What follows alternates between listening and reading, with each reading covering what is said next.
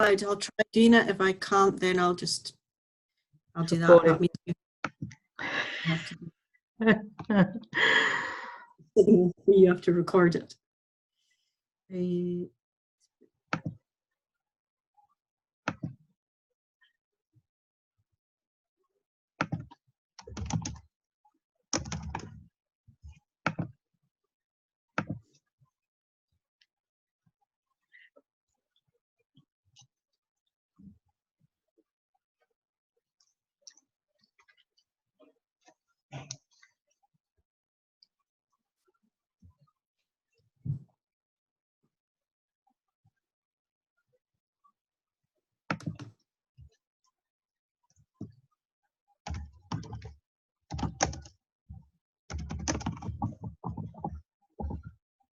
Right, you ready? Yes.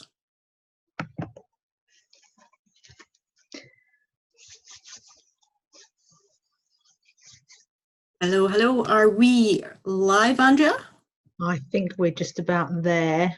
We've been redirected, but we are live. We're on the go, and we are fashionably late. We are indeed.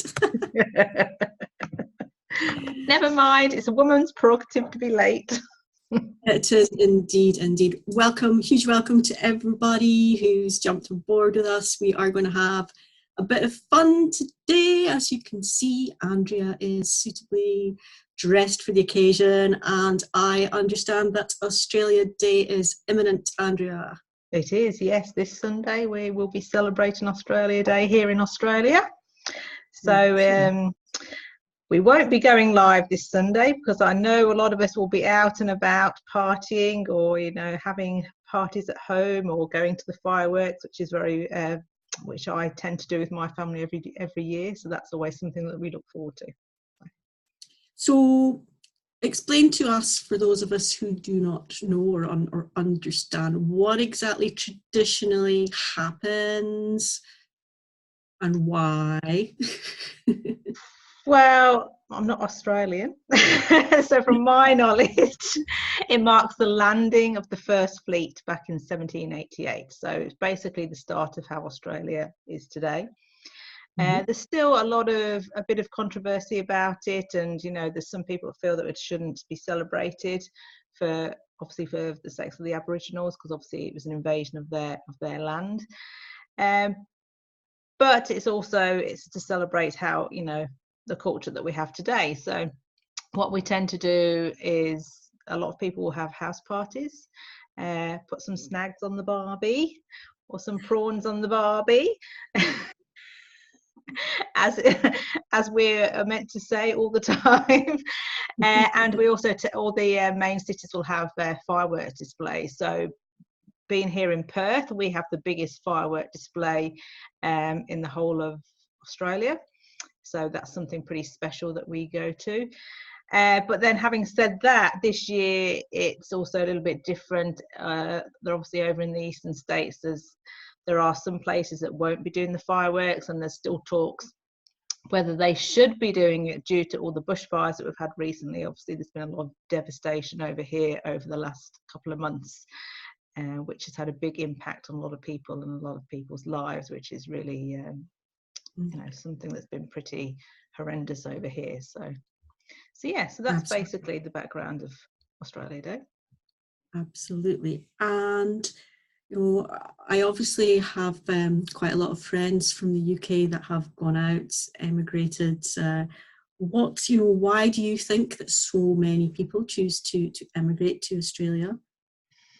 I think it's the attraction to everybody. Obviously, it's a better lifestyle would be your initial thought. A lot of beaches, I suppose people get the impression that it's a very relaxed lifestyle, and obviously very different to the UK. Oh, that's my phone. Sorry, that's my daughter. Very different to the UK. The UK is very social, I think, and very much socially is based around going to the pubs and that sort of a lifestyle. Very different here. A lot of people do a lot of socializing at home, a lot of time on the beaches. But then Is the grass greener on the other side? Not necessarily. You still have to do the same things as you do back in the Yeah. UK. You have to go to work. You have to, you have to earn a living. You've still got your family to look after. You've still got all that, the same sort of stresses. It's just we're in a different environment. The weather's obviously a lot better over here. That's a big attraction. But yeah, I had no intention of living in Australia. That was never on my plan, in my life plan. I came to travel Australia, just that I never went back again. So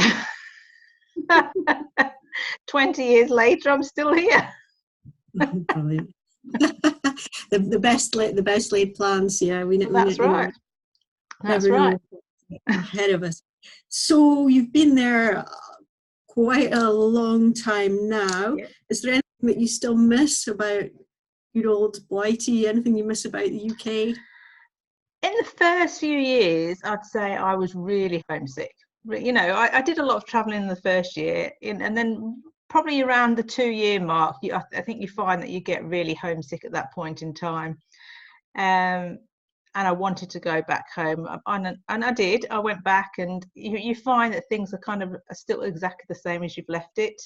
And in that time, you've actually grown quite a bit, and your life's changed quite dramatically. I do miss the pubs, as in the social life that we had at the pubs. And I remember we had some very fun, active times out there, and probably not things that could be discussed on a Facebook Live. But yes, you don't tend to get that sort of feeling from the pubs here, because I think the towns are a lot smaller over there, and a lot of people know everywhere, where like Perth itself is huge. Like if you compare Perth to where I came from, where Droitwich, Worcestershire, could fit into Perth numerous times over. So yeah, you don't get that, but so that would be one thing I do miss. I do miss. I've got family over there, so obviously I don't get to see them that often, and I've got that I haven't seen for many years. So, and because I haven't been back now for 13 years.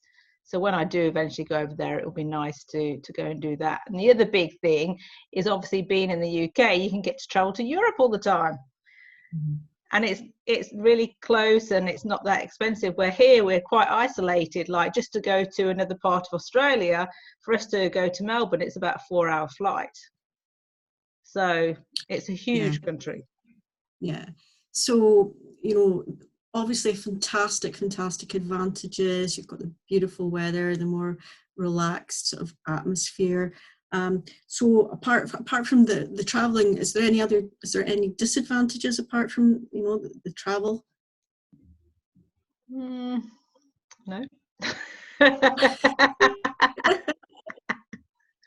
When I first came over, I would have said the food's not as nice. The chocolate's not as good. The crisps, or the chips as they call them over here, are definitely not as good. But now I've tasted the English chips and the English chocolate, they're definitely Australia's better. Right. Yeah, maybe your taste buds have just... My taste buds have obviously changed.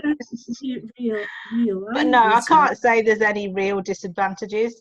Other than I guess now with technology the way that it is, that you and I we're thousands of miles apart, we can talk to each other and see each other on a call every day. I guess for people who've got families that have emigrated, then communication is a lot different than it was even maybe 10, even 5 years ago. It's so much, That's right. It makes a huge difference. So, do you find any kind of funny things, any kind of quirky things? Are there phrases that you guys use over there that, I know there's a few things that you've come out with, and I was just going to... It's funny because if I go back to the UK, everybody will say that I've got an Aussie twang or I sound Aussie. But then everybody here says I'm very English. I've got a very English accent, and not Aussie at all. I do find that I say like no worries a lot all the time when I'm talking to people on the phone. It's like I'm at work, I'm going no worries, and I find I suppose that's quite bizarre. I actually saw a post from one of the ladies in this group earlier, and she says some of the best Aussie slangs were you're carrying on like a pork chop. Like And I thought, well, I didn't think anything of it, because I thought I would have thought we used that back in the UK as well, but obviously not. Another one is stop farting around. Or a bit of shush please, or rack off. Rack off's another one, but the best one is how we sometimes we get things lost in translation, as we said. So I know we had a conversation a while ago, and we were talking about thongs, because we sell thongs at work. Well, thongs in Australia are obviously shoes, flip-flops. Thongs in England is underwear. So when I'm talking about selling thongs at work, Anne thinks I'm selling underwear at a foot clinic. It did raise a few eyebrows, yes, it certainly did. Yeah, so that would be the main one. I don't know about anything else, whether we've got lots of phrases, but they're obviously I know everything's related to putting a snag on the barbie and all that stuff, and we don't really say that very often, but you know, that's just what it's related to. So what is your impression of Australia? Like, I know when I first came over here, I remember packing my bag, and like I'd actually met my now husband at that point in time, and I was coming backpacking. He was from Australia, and he was backpacking around the UK. And so I was packing all my stuff, and I was packing all my t-shirts and my shorts and all that sort of stuff. Didn't put one jumper in, didn't put a jacket or anything in. And he said, "You're going to need a jumper." And I'm like, "It's Australia. Why am I going to need a jumper? It's hot." Like, there's no way I'm going to need a jumper. And he says, "I'm telling you, it gets cold in Australia." I'm like, "No, it doesn't. Anyway, first thing I do is I fly into Melbourne. First thing I put on is my jumper, because it was cold. So my impression of Australia was it was always warm, and we would see kangaroos bouncing down the street quite regularly.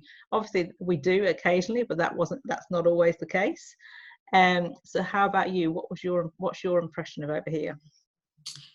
I guess I've never been at somewhere that I've always wanted to go and tour around. I know you've got the most incredible beaches, the wildlife. I've had a lot of scare stories about opening up your toilet and there's snakes in the toilet, and the spiders. Is that as bad as the fear culture that's been relayed? Yeah, no, they're not under the toilet. Well, if you're out in the bush, then yeah, I would say you'd be checking under your toilet seat. But we have redbacks everywhere, so we have to be really careful of that. Redbacks can make you sick, but they can't really harm you. The female is probably the worst. But then over in Eastern States, we've got the funnel web. And I remember when I was backpacking, I was having a shower, and there was a funnel web right in the corner of the shower. Sorry, I've just got my daughter here. This is live.